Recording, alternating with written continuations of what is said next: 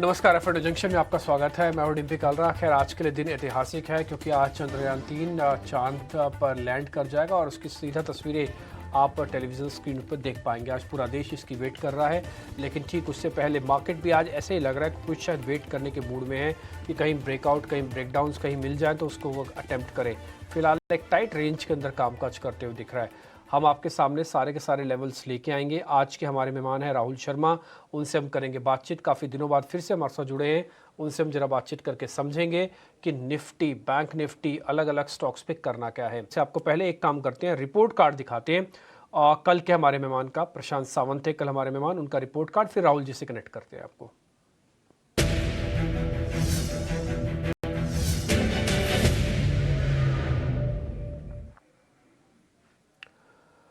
कल उन्होंने टाटा कम्युनिकेशन की कॉल दी थी, 1740 की कॉल थी, 40 रुपये के भाव पे आपको मिली होगी। 100% डबल होगी वो कॉल, एक ही दिन में डबल हो गई वो कॉल, आपको गेन ज़बरदस्त मिला।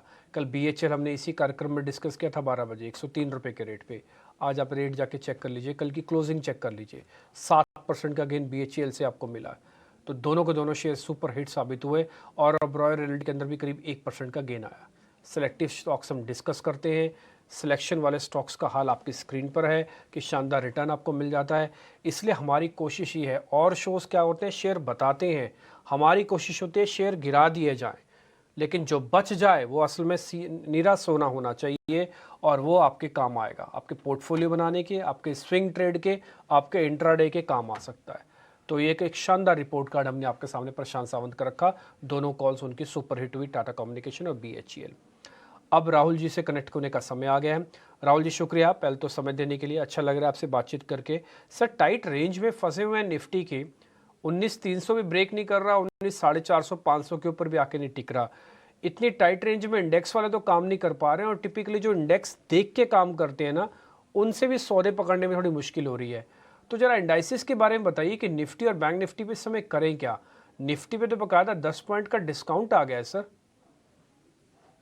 जी देखिए, जो हिसाब से रेंज बाउंड ट्रेड दिन पर दिन होते जा रहा है, मेरे हिसाब से ब्रेकआउट बहुत नजदीक है। मंथली एक्सपायरी आ रही है, साथ ही में ओवरऑल मुझे लगता है कि 19,500 का लेवल जैसे निफ्टी में निकलेगा। हो सकता है आज के सेशन में निकल जाए, हो सकता है एक दो सेशन और लगे, लेकिन जब भी निकलेगा मुझे लगता है डिसाइसिव मूव निफ्टी के अंदर देखने को मिल सकता है, जहां पर 19,900 तक की जगह निफ्टी में खुलती हुई दिखेगी।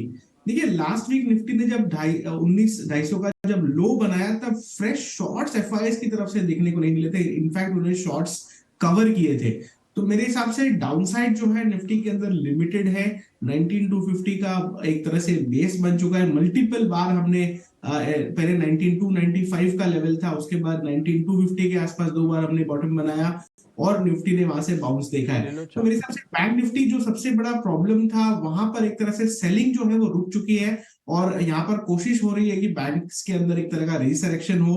तो मुझे लगता है कि बाजार में डाउनसाइड लिमिटेड है, और सूनर देन लेटर मुझे लगता है कि एक ब्रेकआउट दोनों इंडाइसेस में देखने को मिलेगा। निफ्टी में ज्यादा कंफर्ट लगता है, बिकॉज बैंक निफ्टी में हमें भी काफी शॉर्ट्स है जो जो चैलेंज नहीं हुए किसी तरीके से। बट निफ्टी में मुझे लगता है कि 19,500 से निकलता है, 19,900 तक की जगह खुलती हुई दिखनी चाहिए। ठीक है, आपका भरोसा है 19,500 के पार होगा तो चल सकता है। इसकी प्रोबेबिलिटी आप थोड़ा सा ज़्यादा बता रहे हैं कि चलने के चांसेस ज़्यादा हैं। दूसरा, ये जो चार्ट के ज़रिए हम आपके सामने लेवल्स भी रखेंगे ना, वो भी जरा आप चेक करना अच्छे से। पहले आप टारगेट नोट कर लो। पहला टारगेट 19,500 चलेगा तो फिर 900, यानी कि 400 पॉइंट का जो आप थके हुए हो, एक रेंज में फंसे हुए ना, उसका ब्रेकआउट होगा, और ब्रेकआउट कम से कम 300-400 पॉइंट ड्रैग कर सकता है। आप 19,250 को मोटे अक्षरों में नोट कर लीजिए। ये गया तो मार्केट के अंदर थोड़ी दिक्कत बढ़ेगी। हमने निफ्टी का जो चार्ट आपके लिए बनाया हुआ है, वो भी कुछ कुछ यही इंडिकेट करता है। 19,250 पे 50 दिन की एवरेज है डेली चार्ट्स पर, वो काफ़ी स्ट्रॉन्ग बेस बना रही है। दूसरा, उससे पहले 250 300 वाली जो रेंज है, यहाँ पे मल्टीपल सपोर्ट है। आप यहाँ पे देख पा रहे होगे, हमने कई बार आपको नोटिस करवाया कि पहले इस फनल का मुंह बड़ा था, धीरे धीरे करते अब ये बिल्कुल शॉर्ट हो चुका है। अब हम उस रेंज पे आ गए कि करो या मरो वाली स्थिति आ गई है, कि अब आप या तो ब्रेकआउट करो या तो ब्रेक डाउन करो। ठीक है सर, बैंक निफ्टी में तो कोई ट्रेड नहीं बनता ना, अवॉइड द बैंक निफ्टी, या फिर बैंक निफ्टी को थोड़ा एग्रेशन के साथ कुछ और देखें। में मेरे हिसाब से अगर हमें 44,300 का लेवल निकलता हुआ दिखता है तो बैंक निफ्टी के अंदर तेजी बनेगी। यहाँ पर डेफिनेटली आज के सेशन में इंडिविजुअल बैंक स्टॉक्स में स्ट्रेंथ जरूर है, खास करके पीएसयू बैंक्स में ट्रैक्शन अच्छा देखने को मिल रहा है। But I think levels wait निकलने का वेट करना चाहिए। नहीं तो हमने देखा है पिछले 4-5 सेशन में एवरी टाइम इंट्राडे में कोशिश होती है और फिर मार्केट बैठता हुआ दिखता है। तो मेरे ख्याल से 44,300 के ऊपर बैंक निफ्टी में और 19,500 के ऊपर निफ्टी के अंदर तेजी का ध्यान बना के चलना चाहिए। ओके ठीक है, तो बैंक निफ्टी के अंदर भी आपको 44,300 के लेवल्स पे ध्यान रखना होगा, यानी कि करीब 100-150 पॉइंट और ऊपर इसकी ना क्लोजिंग भी मिल जाए। हम आपको ना एक बैंक निफ्टी के चार्ट भी दिखाते हैं। देखिए आज एक ना अटेम्प्ट हो रही है इस चैनल को पार करने की, तोड़ने की। ये हमने डाउनवर्ड स्लोपिंग एक आपके लिए चार्ट बनाया हुआ था। आप यहाँ पे देखेंगे आज का जो अटेम्प्ट है ना वो थोड़ा ज़्यादा इंटरेस्टिंग और ज़्यादा बेहतर है। इसके सामने 50 दिन की एवरेज पड़ी हुई है। एक बार ब्रेक हो गया तो फिर आपका ब्रेकआउट हो जाएगा टिपिकली। तो ये आपके लिए बहुत इंपॉर्टेंट लेवल है। आज पहली बार इस चैनल से बाहर निकलने की बैंक निफ्टी कोशिश कर रहा है, इसलिए इसको आप क्लोजली वॉच कीजिएगा। अब हमने कैसे कहा था ना कि इस हफ्ते के अंदर आपको कहीं ना कहीं चांसेस हैं ब्रेकआउट या ब्रेकडाउन होने के। लेट्स सी, देखते हैं। अब ताज़ा खरीदारी वाले शेयर्स अब आपकी स्क्रीन पर आएंगे।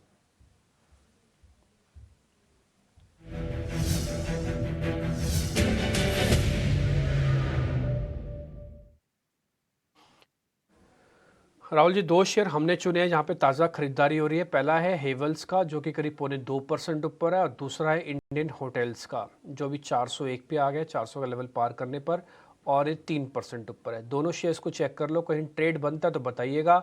ड्रॉप करना है ड्रॉप भी कर सकते हैं, रिप्लेस करना है हम रिप्लेस भी कर देंगे। जी देखिए, दोनों के सेटअप्स काफी बेहतरीन है। इनफैक्ट हेवल्स एक लंबी कंसोलिडेशन के बाद यहाँ पर ब्रेकआउट करने की कोशिश कर रहा है। अच्छा ट्रैक्शन आज के सेशन में देखने को मिल रहा है। दोनों के दोनों पे बाय रिकमेंडेशन रहेगा। देखिए सबसे पहले हेवल्स पे मुझे लगता है कि 1400 रुपए तक के लक्ष्य यहाँ पर बनने चाहिए।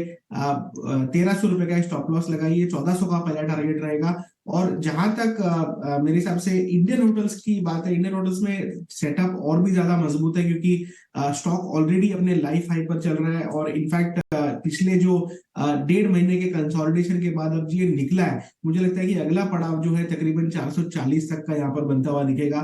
तो पोजिशनली मुझे लगता है कि इंडियन होटल में ज्यादा बायस रख के चलना चाहिए। और एकदम शॉर्ट टर्म के हिसाब से अगर हमने टारगेट लेके चलना है तो हेवल्स में मुझे लगता है कि जल्दी मोमेंटम देखने को मिल सकता है। तो दोनों के स्टॉक्स में पॉजिटिव ध्यान है। इंडियन होटल्स में स्टॉप लॉस जो रहेगा वो रहेगा 390। ओके ठीक है, दोनों शेयर आपने पास कर दिए, लेकिन आपको इंडियन होटल्स थोड़ा ज़्यादा पसंद आ रहा है, इसलिए हम इंडियन होटल्स को ही ज़्यादा तवज्जो देंगे। लेवल्स आप अच्छे से नोट कर लीजिएगा। शेयर अच्छा चल रहा है। अच्छा, ये नहीं कि सिर्फ इंडियन होटल्स चल रहा है, इसके अगर आप पीयर के चेक करेंगे ना, शेलेट है, लेमन ट्री होटल्स हैं, वो सब भी अच्छे चल रहे हैं। टिपिकली वहाँ सब पे भी ब्रेकआउट्स है। एक ईस्ट इंडिया होटल करके भी है, EIH के नाम से हम उसको जानते हैं, तो वो होटल भी चल रहा है। ठीक है, तो ये इंडियन होटल्स पे आप ध्यान रखें। ये एक टाटा ग्रुप की कंपनी है और आज 13 रुपये ऊपर आके शेयर ट्रेड कर रहा है। अब आते हैं जरा शॉर्ट कवरिंग वाले शेयर्स पे। सर दो शेयर हमने निकाले। First is Chambal fertiliser, second is MCX। Chambal fertiliser और MCX में से मेरे को चंबल का जो ब्रेकआउट दिख रहा है ना सर, वो बहुत बड़ा दिख रहा है। हालांकि अभी वो हुआ नहीं है, क्लियर कर दें, अभी वो हुआ नहीं है। चार्ट के जरिए हम आपको दिखाएंगे वो ब्रेकआउट के लेवल्स। लेकिन अगर चला ना सर, ये एक अगले 6 महीने का one of the best share भी हो सकता है। जरा एक बार आप long term point of view से भी चेक कर लेना सर। ये ब्रेकआउट्स के लेवल है, ये पूरी तरह से तैयार है चलने के लिए। सर दूसरा MCX भी है, जरा दोनों शेयर्स को चेक कर लो आप। या देखिए, जहां तक चंबल का सेटअप है मेरे हिसाब से काफी यहाँ पर शॉर्ट्स की पोजीशनिंग है। और आज के सेशन में जो हिसाब से बाउंस स्टॉक के अंदर आया, मुझे लगता है कि जैसे 275 का लेवल निकलता है, यहाँ पर एक बड़ा डिसाइसिव मूव देखने को मिल सकता है। जैसे आपने कहा, मुझे लगता है कि इसकी जो 200 दिन की मूविंग एवरेज है तकरीबन 290 तक का फर्स्ट टारगेट मुझे आपसे आता हुआ दिख सकता है। और 290 के ऊपर मुझे लगता है 305 तक के लेवल भी यहाँ पर बनते हुए दिख सकते हैं। तो 275 के ऊपर बाय करने की राय रहेगी चंबल फर्टिलाइजर को। स्टॉप लॉस लगाइए 265 का, और मुझे लगता है कि एक अच्छा डिसाइसिव ट्रेड यहाँ पर बनता हुआ दिख सकता है। जहां तक मेरे हिसाब से MCX का सेटअप है, देखिए MCX में रिलेटिवली इतने शॉर्ट्स नहीं थे। इनफैक्ट स्टॉक अभी भी एक तरह से अपने 100 दिन के मूविंग एवरेज से सपोर्ट दे रहा है। तो शायद मोमेंटम मूव ना हो, लेकिन यहाँ पर भी बायस जो है वो पॉजिटिव है। बट दोनों के कंपैरिजन में आई थिंक चंबल का जो ट्रेड है मेरे हिसाब से ज्यादा क्लैरिटी के साथ दिखाई देता है। 275 के ऊपर ब्रेकआउट आना चाहिए चंबल फर्टिलाइजर।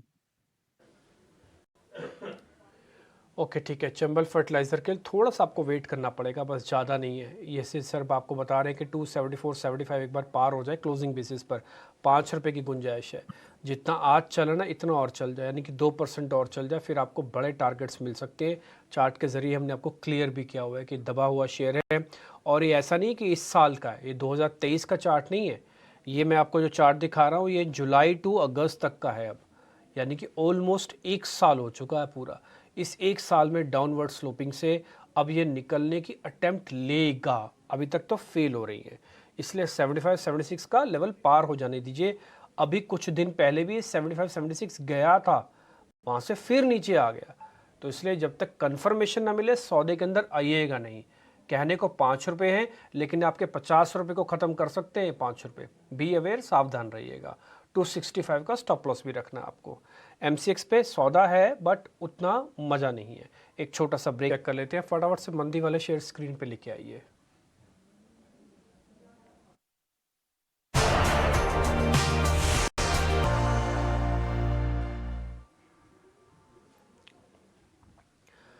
राहुल सर, हमने 2 शेयर निकाले हैं मंदी के, एक बार आप जरा चेक कर लो, कोई ट्रेड बनता है तो बताइएगा। पहला है कफोर्ज और दूसरा है सर अपोलो टायर्स।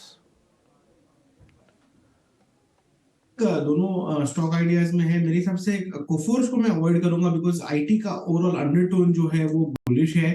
लेकिन जहां तक अपोलो टायर का सवाल है, यहाँ पर एक नेगेटिव क्रॉसओवर देखने को मिल रहा है। टेक्निकल सेटअप में एक बेरिश पोल फ्लैट पैटर्न का सेटअप है, और मेरे हिसाब से इसका जो लक्ष्य है तकरीबन 360 तक का आता है। तो मेरे हिसाब से शॉर्ट ट्रेड यहाँ पर अपोलो टायर्स में ली जा सकती है। स्टॉप लॉस आपको लगाना होगा। अगर मैं फ्यूचर्स पे आपसे बात करूं तो एक डबल टॉप बना हुआ है तकरीबन 401 के आसपास, तो 401 का स्टॉप लॉस लगाइए और शॉर्ट करिए। मेरे हिसाब से 360 तक की डाउनसाइड आपको पोजिशनली अपोलो टायर में देखने को मिल सकती है। एक बड़ा 100 दिन का मूविंग एवरेज यहाँ पर ब्रीच होने को है। ये एवरेज एग्जैक्टली प्लेस्ड है अभी इस वक्त अराउंड 389 या 88 के आसपास। मेरे हिसाब से इसके नीचे अगर क्लोजिंग मिल गई तो यहाँ पर शॉर्ट में कन्विक्शन ऐड होता हुआ दिखेगा।